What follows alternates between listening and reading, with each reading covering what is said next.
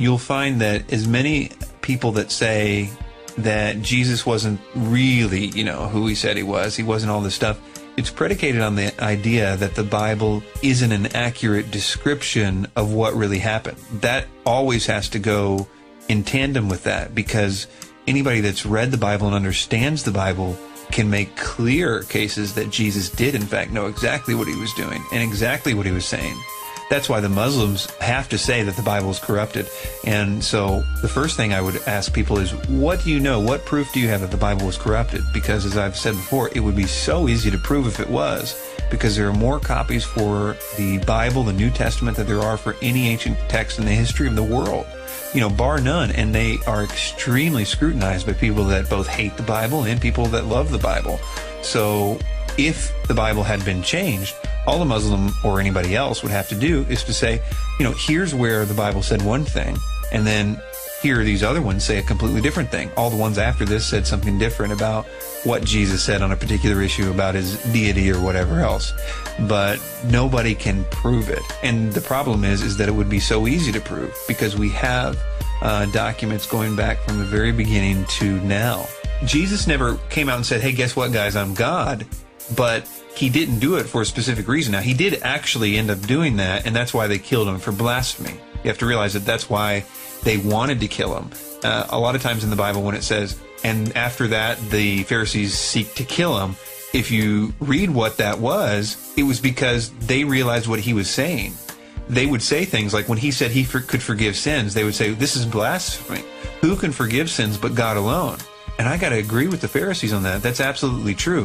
If I came to your house and I said, hey, you know what? I just showed up. My name's Chris. I just wanted to let you guys know that I forgive you for that fight you had this morning, or whatever. I forgive you for being mean to your cousin or your brother. And you would look at me and be like, who are you and what does this concern you? You're acting as if my shortcomings are somehow affecting you. That's crazy. You can't forgive me of my sins.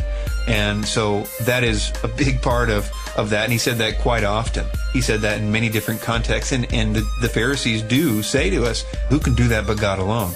And so they would seek to kill him and things like that. They would also seek to kill him because he said that he was the Son of God. There's actually places where they said, okay, you're saying that that's your Father and that you're the Son of God. How is that not blasphemy, they would say? You're making yourself equal with God. And this is a really well understood concept in Hebrew. If you call yourself the son of something, you are the embodiment of that thing.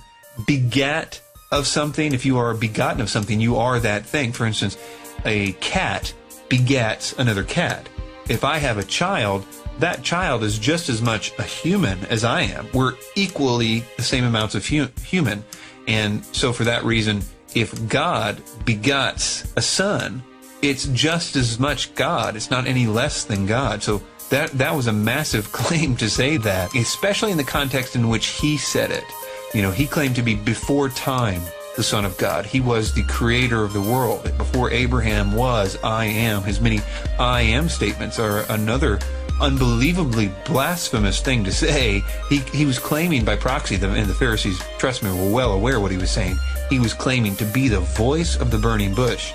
Another thing, if you understand Daniel 7, he was claiming to be the cloud rider of Daniel 7. They knew that, and I believe it's John 8. They knew exactly what he was saying, and it messed with their heads. So there's many different things like that. Another big one is that he allowed himself to be worshipped on several occasions. There is several occasions where the apostles would refuse to be worshipped. Angels on several occasions said, hey, don't worship me. I'm just a messenger of God. But Jesus, on a number of occasions, allowed people to worship him. That is either a completely blasphemous act, or he was doing what everybody knew that he was doing. He was claiming to be God every day of his life, everywhere that he went, and the Pharisees knew it. That's one of the reasons they felt justified in killing him. So if you're reading the Bible and you're reading this the whole time. He claimed that he was going to come at the end of time and judge the world. Who can judge but God alone? Who is worthy to judge but God alone?